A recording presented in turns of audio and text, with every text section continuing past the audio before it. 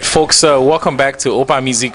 Where Nia, in part one, Nia told us how she got to Zen, Right. how she got to start, and now, Nia, let's talk about the Zen experience. All right, anything you can remember of the whole Zen, from your rehearsals to your performances to your fan club to your travels, anything you can remember, share with us. Anything about the Zen experience. How was it for you? Well, I mean, there's so much that has happened over the years. It's been a long time. I mean, a lot of people don't realize that I've already been in the group for over 8 years. You know, and that's a lot of years and a lot of different experiences, and it's been so many. But things that stand out for me are like Uzini in Paris. Big auditorium, big stadium in Paris, and packed with people. We played in that, and that was just off the hook.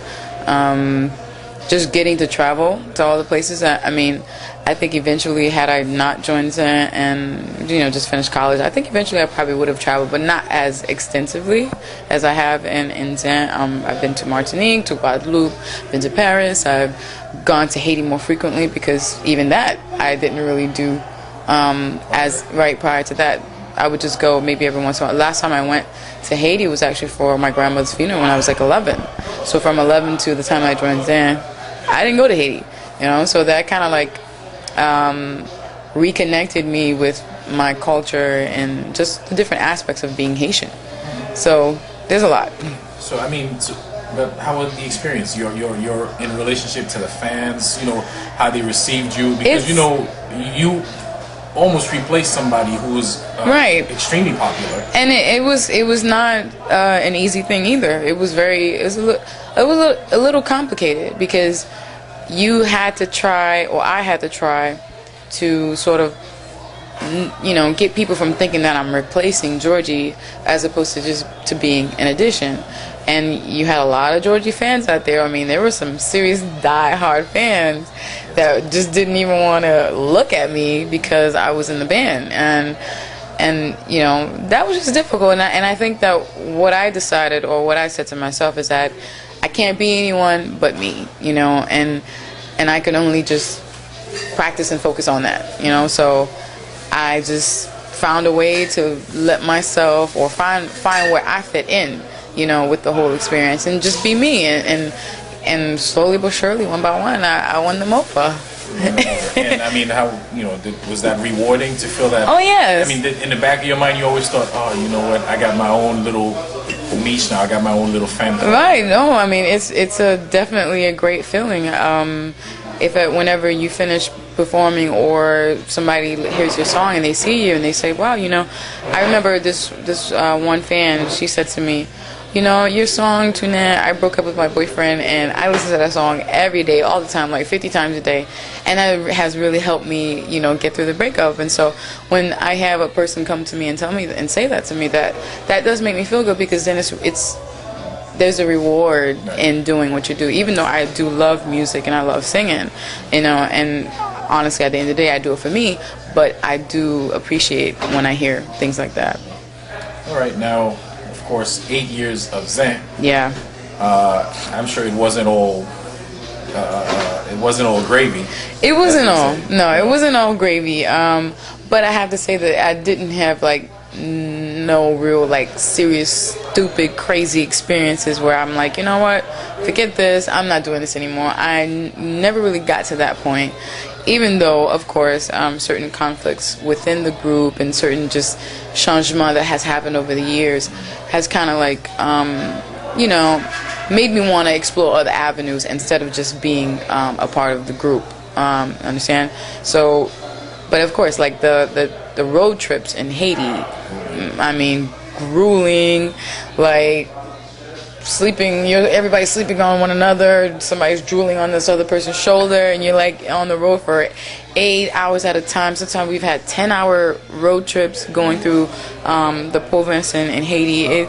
It's very serious, and you don't eat well when you're on these trips. It's like, get in when you fit in kind of thing. Okay, if we pass by like a town that has like machon, tablet or something, and they're selling like griot and banan, you just grab something real quick because you don't know when your next meal is coming through. It's a town like that movie. That's their specialty. Right. We actually did pass through there. Yeah, we've gone through so many of them. Yeah. But okay, now throughout your years in Zen, there's been rumors. And, Right. this is of course an in-depth interview, and it's your chance to clarify, deny, or skip, whichever one you want. Okay, so I get to skip. Okay. Maybe you will, maybe you won't. All right.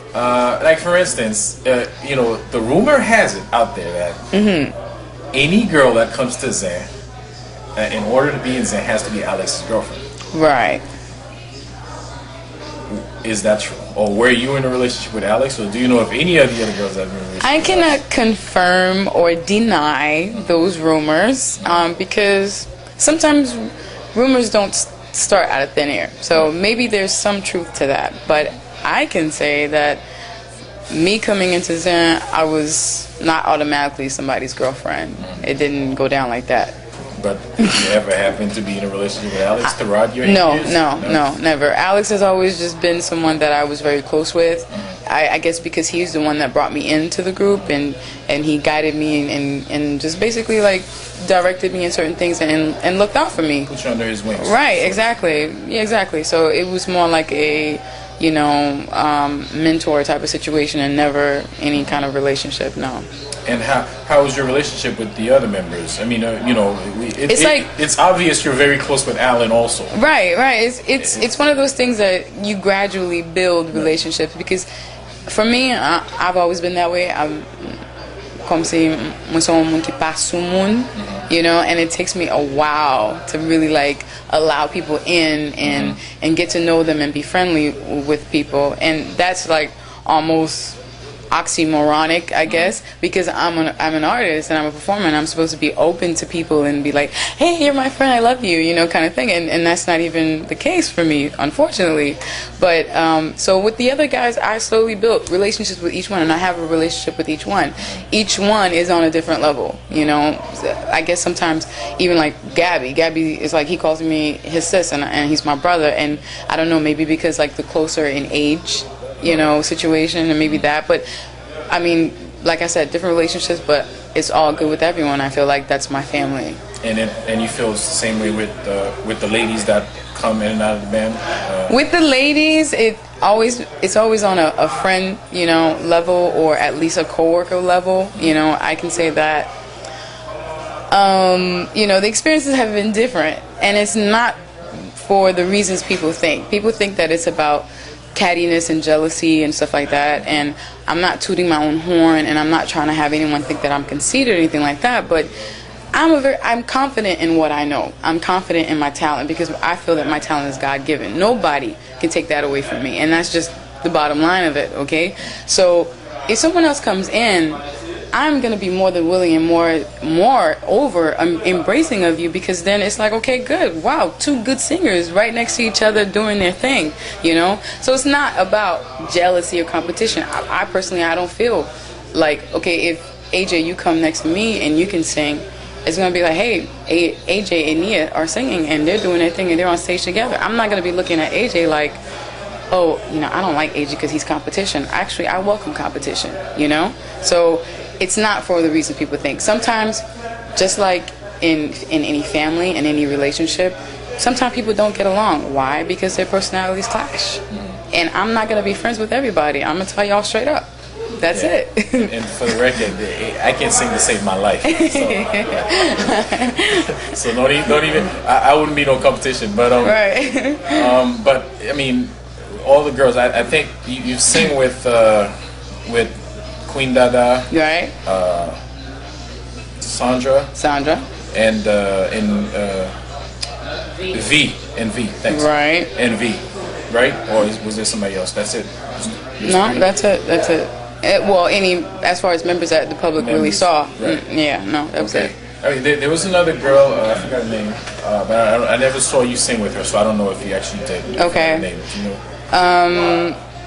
You forgot her name. Okay, that's all right. Sorry. That's all right. But no, I didn't sing with her, but I know who you're talking about. Yeah. Do you have any preference or any one of them you don't exactly totally enjoy singing with? It could be because of their moves don't match with yours, or Right. their voice don't match with yours. It doesn't mean you have beef with them. It's just Right. that artistically, you probably don't think that it's a good match. Any one of them, preference or?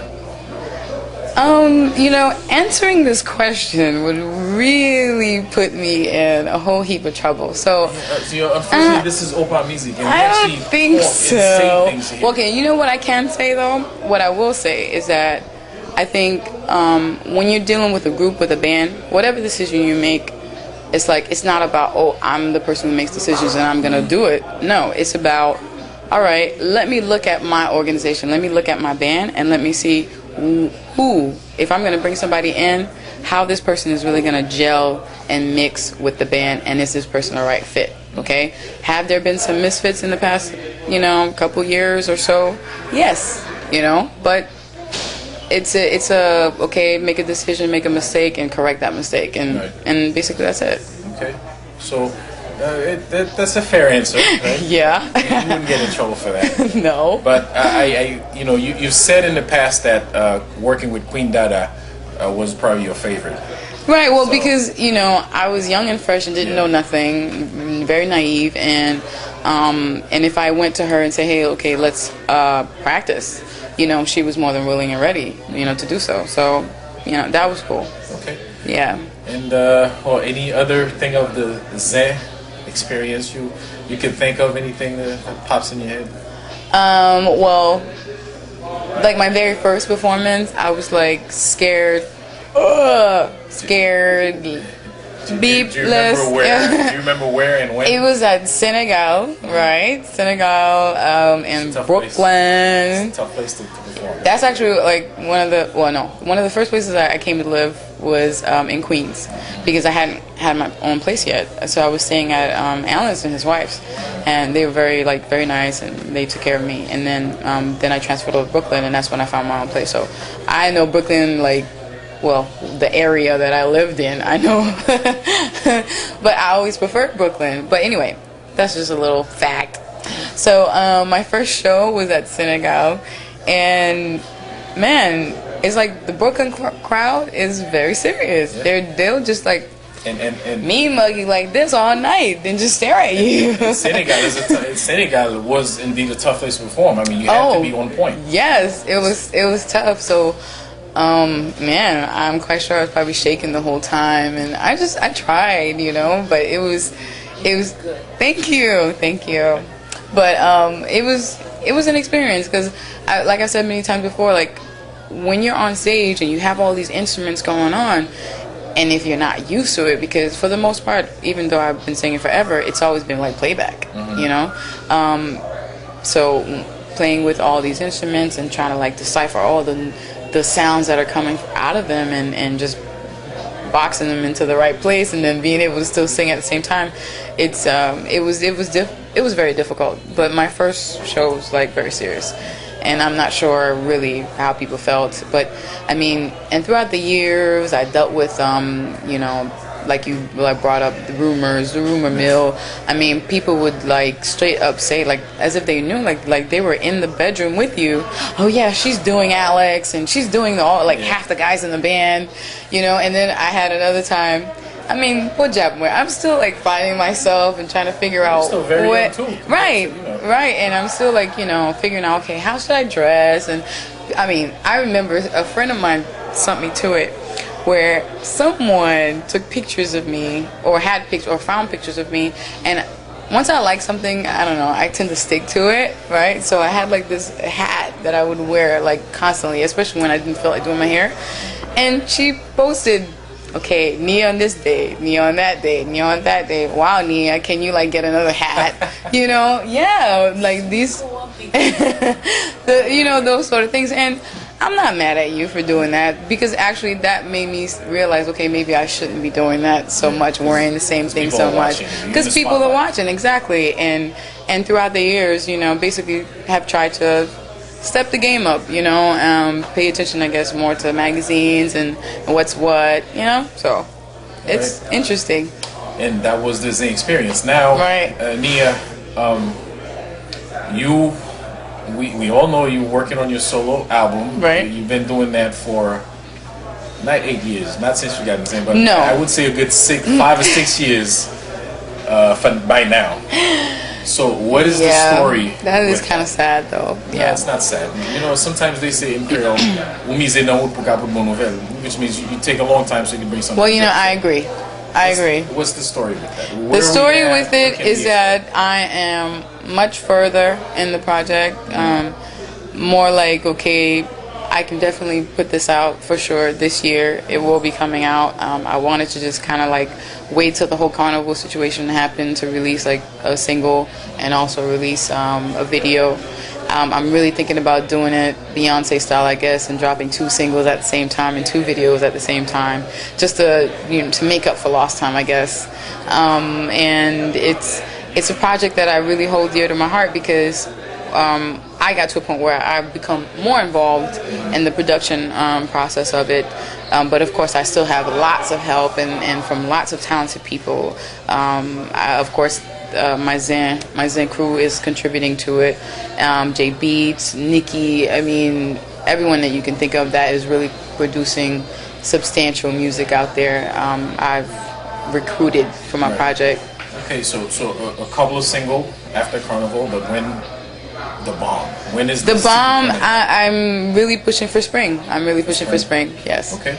And have any idea which songs you'll be dropping as singles? Wow, it's like, you know, you produce a song and you're like, wow, that could be a single, and then you produce another song, you're like, wow, that could be a single, you know. So that's gonna be tough, but I definitely think I'm gonna do it like maybe American style, where you have listening parties and you take in people's opinions of what they think. Okay, hey, you know, maybe you might be part of the panel of listeners. Holla. You're always there, so we'll definitely be glad to you know, to be a part of that. Yeah. All right, well, folks, that was Nia. And Nia, I don't know if there's anything more you want to add to your fans, because while we're actually sitting here, you know, fans are stopping by and waving and stuff like that. Anything you want to add, you want to tell them, you know, before we let, because we're taking enough of your time already. So. Oh, don't say that. The pleasure is all mine, you know. No, but really, what I can say to all the fans and just people who've been following Nia and the, I guess, evolvement, you know, or the evolution of me. I mean, I'm constantly always wanting to see how I can be better, and I just appreciate all those who support me, even those who criticize me, because those are also the people that, you know, make you want to be better also. So definitely look out for the CD, look out for the videos, just look out for me, period. I mean, last night I was hosting the Indie Fest, you know, and that's a first. I've never hosted anything, and I hope I did good. You did pretty good. You did well, and we have videos to show. Yeah, so. right. Yeah. So, and that's one of the things too. I'm trying to like just put my fingers in different things. I also last night I was rocking a Boss Ladies Inc. T-shirt, and that's actually a company that me and my cousin were starting. So, you know, I'm just trying to do different things, and just trying to see where or what is going to work the best for me. Okay. Yeah. Well, again, Nia, Opa Music, you know, the staff and the fans, the visitors, we all thank you for your time. Thank and, you. You know, hopefully we'll hear from you for the listening party and when you get ready to drop the CD. Okay. All right. Thank you. Thank you. Bye.